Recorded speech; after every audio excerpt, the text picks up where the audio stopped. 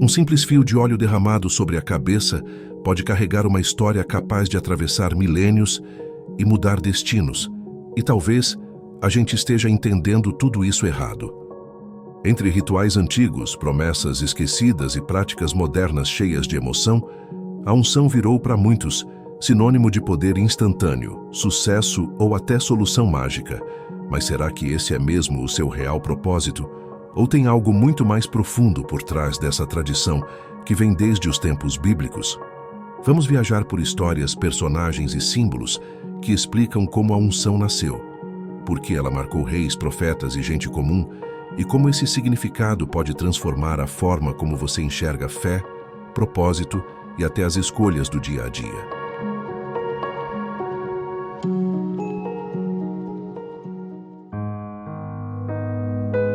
Imagine o silêncio quebrado, apenas pelo som de um frasco sendo aberto e um óleo perfumado escorrendo lentamente. Não é cena de filme, é Bíblia pura. A unção aparece nas Escrituras como um gesto concreto, visível, usado para separar pessoas e objetos para um uso específico ligado a Deus. Em textos como Êxodo e Levítico, esse óleo é preparado com plantas aromáticas reais, seguindo instruções detalhadas, o que mostra que não era algo simbólico demais ou improvisado. Ao ser derramado, ele marcava uma transição. Alguém comum passava a carregar uma responsabilidade sagrada. Não se tratava de status, fama ou poder pessoal, mas de serviço e compromisso. Em outras palavras, a unção dizia mais sobre missão do que sobre privilégio. Agora aqui vai o detalhe que muita gente pula. O óleo por si só não fazia nada de mágico nem automático. A Bíblia deixa claro que a força da unção não estava no objeto, mas no propósito que ele representava e na fidelidade de quem o recebia. Profetas como Samuel, por exemplo, ungiram reis que depois fracassaram moralmente, o que prova que a unção não anulava escolhas nem caráter. Ela era um começo, não um atalho. Um chamado, não um cheque em branco. Esse entendimento muda tudo, porque tira a unção do campo da superstição e coloca no terreno da responsabilidade. E é justamente aí que a história começa a ficar mais profunda, preparando o caminho para algo ainda mais antigo e surpreendente. Antes de qualquer frasco de óleo existir, a cena é outra. Pó da terra nas mãos do Criador e um sopro que enche de vida o que era só barro. Em Gênesis, o texto descreve Deus formando o ser humano e soprando em suas narinas o fôlego de vida, e o homem se torna alma vivente. Simples assim, direto, quase poético. Aqui não há óleo, mas há toque, presença e propósito, como quem liga uma lâmpada e a casa inteira se ilumina. Muitos estudiosos veem nesse ato a raiz da ideia de unção, vida concedida por Deus para uma missão no mundo. Não é magia, é relação. Não é objeto, é encontro. O Éden nasce como o primeiro espaço onde céu e terra caminham juntos, e repare como a água que rega o jardim, citada no mesmo livro, reforça essa imagem de vida que flui e sustenta tudo ao redor. Assim como uma planta só cresce quando é irrigada, o ser humano só floresce quando recebe esse sopro que vem de fora, mas passa a agir por dentro. É por isso que séculos depois, profetas e mestres vão usar água, óleo e vento como figuras da ação de Deus no mundo. O Éden vira um tipo de lembrança do que fomos chamados a ser, portadores da vida divina em solo comum, uma espécie de unção sem frasco, mas cheia de sentido. E quando essa harmonia se perde, fica no ar a pergunta que empurra a história adiante. Como recuperar esse sopro que nos fazia viver? Não é à toa que o óleo entra em cena. No Oriente Médio Antigo, ele era ouro líquido, usado para cozinhar, curar feridas e iluminar casas com lamparinas. Textos como o Salmo 92 dizem que o justo é ungido com óleo fresco, ligando essa substância à ideia de vigor e alegria. Já os profetas, como Isaías, associam o Espírito de Deus a algo que repousa, fortalece e transforma, como um vento invisível que move tudo por dentro. Aos poucos, o óleo vira o símbolo visível dessa ação invisível, algo que escorre por fora para falar do que acontece por dentro. É quase como pintar uma seta dizendo: Olha, Deus está agindo aqui. Simples, concreto e cheio de significado. E faz sentido, né? O óleo penetra, amacia, dá brilho, assim como a presença de Deus, segundo a fé bíblica, alcança o coração e muda atitudes. Não é à toa que em rituais descritos em Êxodo e Levítico, ele é derramado para separar, curar e consagrar, sempre ligado à vida em movimento. Mas o texto nunca deixa o símbolo virar fim em si mesmo. Ele aponta além, como placa de estrada. O perigo é confundir o frasco com a fonte, o gesto com a realidade que ele anuncia. Quando isso acontece, perde-se o foco do essencial. E é exatamente por isso que a próxima parada da história mostra alguém usando óleo para marcar um encontro que jamais esqueceria. Uma noite fria no deserto, uma pedra como travesseiro e um sonho que muda tudo. Assim começa a virada na vida de Jacó. Em Gênesis, ele vê uma escada ligando a terra ao céu, com anjos subindo e descendo, e ouve promessas que atravessam gerações. Ao acordar ainda meio atordoado, Jacó pega o pouco óleo que tem, derrama sobre a pedra e diz: "Este lugar é a casa de Deus." Não era templo, não tinha paredes, mas virou marco, tipo bandeira fincada no chão dizendo: "Aqui Deus se revelou." A unção, nesse momento, não cria Deus ali, apenas reconhece que ele já estava. Um gesto simples para eternizar um encontro extraordinário. E olha que curioso, Jacó estava fugindo, com medo, sem rumo certo, e mesmo assim encontra o sagrado no meio da estrada. Isso mostra que a unção também serve para lembrar que lugares comuns podem virar memória viva quando Deus se manifesta. Séculos depois, Betel, o nome dado por Jacó, seria citado como ponto importante na história de Israel, prova de que aquele ato não foi esquecido. É como marcar uma árvore num caminho para nunca mais se perder. A unção aqui vira memória, identidade e direção. E quando um lugar é separado assim, a pergunta seguinte surge quase automática. E se não for só um ponto no mapa, mas um espaço inteiro para a presença de Deus habitar com o povo? Agora a cena se amplia. Não é mais uma pedra no deserto, mas uma tenda inteira no meio de um povo em marcha.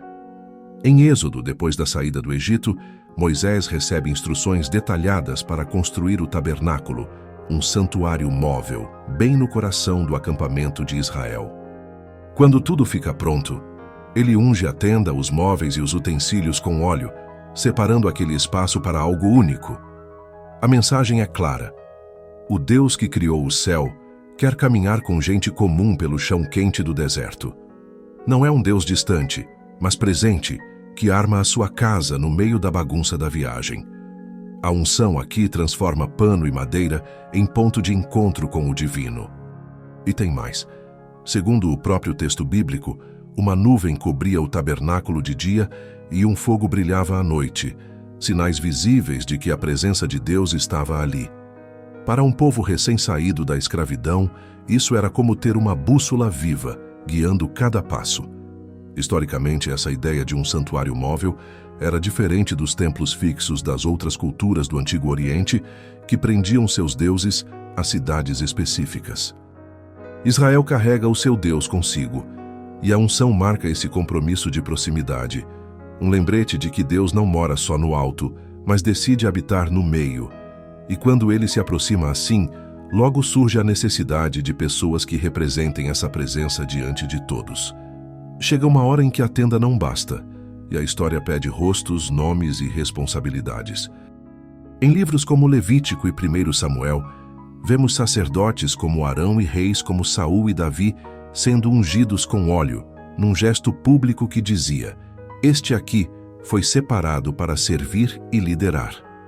Não era promoção de carreira, nem prêmio por talento, mas um chamado pesado, cheio de expectativas éticas e espirituais. O sacerdote cuidava do culto, o rei cuidava do povo, e ambos deveriam refletir a justiça de Deus. A unção os colocava sob os holofotes, mas também sob cobrança. Liderar na Bíblia sempre veio com a ideia de prestar contas. Só que a realidade, vamos combinar, foi bem mais bagunçada. Saul se perdeu no orgulho, Davi errou feio apesar de ser chamado homem segundo o coração de Deus, e muitos reis depois deles mergulharam Israel em violência e idolatria, como relatam Reis e Crônicas. Os profetas, tipo Isaías e Jeremias, denunciaram esses abusos sem rodeios, mostrando que a unção não blindava ninguém contra consequências. Historicamente, esse ciclo de esperança e fracasso marcou o caminho até o exílio na Babilônia, no século VI a.C. O povo ficou sem rei, sem terra e cheio de perguntas. Mas, no meio da frustração, brotou uma expectativa teimosa. Será que um dia surgiria um líder diferente que não repetisse os mesmos erros? Quando tudo parecia ruir, sem trono, sem templo e com o povo espalhado, nasce uma esperança que ninguém consegue calar. Profetas como Isaías falam de um servo sobre quem repousaria o Espírito do Senhor, trazendo justiça e paz, como está no capítulo 11 do seu livro. Jeremias anuncia um rei justo, e Ezequiel sonha com um novo coração e um novo sopro de vida para o povo. Não seria mais só óleo na cabeça, mas o próprio Espírito agindo por dentro, renovando gente de carne e osso. Essa figura começa a ser chamada de Messias, que em hebraico quer dizer ungido. A expectativa cresce como fogo sob as cinzas, aquecendo gerações inteiras. E o curioso é que essa esperança não apontava apenas para um governante forte, mas para alguém capaz de curar feridas antigas e refazer a ligação entre céu e terra. Nos Salmos, ele é visto como rei, em Isaías como servo sofredor, em Daniel como alguém vindo das nuvens, mistério puro. Ao longo dos séculos, cada leitura acrescenta uma peça nesse quebra-cabeça vivo, sempre com a mesma pergunta no ar: quando isso vai acontecer? Mesmo sob domínio de impérios como Babilônia, Pérsia e Roma, o povo segurou firme essa promessa. Era como esperar o amanhecer depois da noite mais longa. E então, num canto esquecido do mapa, surge alguém que parece encaixar nessa história de um jeito inesperado. De repente, a história ganha rosto e nome. Jesus de Nazaré, um carpinteiro da Galileia, aparece pregando, curando e falando do reino de Deus. Nos evangelhos, seu batismo no Rio Jordão marca o início público dessa missão, quando o Espírito desce sobre ele como pomba, segundo Mateus e Marcos. Não há frasco de óleo ali, mas há água, voz do céu, e a mesma ideia antiga de separação para um propósito. Seus seguidores passam a chamá-lo de Cristo, palavra grega para ungido, deixando claro que viam nele o cumprimento das promessas.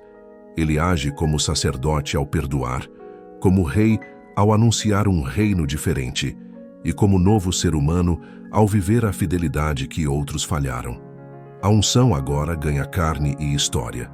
E o mais surpreendente vem depois. Segundo Atos dos Apóstolos, após sua morte e ressurreição, essa presença não fica presa a um só lugar ou pessoa. No dia de Pentecostes, o Espírito é derramado sobre gente comum, homens e mulheres, de várias línguas e origens, espalhando a ideia de que todos podem participar dessa vida nova. É como fogo que pula de vela em vela sem apagar a chama inicial. A partir daí, cristãos passam a se ver como ungidos não por óleo, mas por essa ação interior que os envia ao mundo. Historicamente, isso ajuda a explicar como um pequeno grupo em Jerusalém se tornou um movimento global.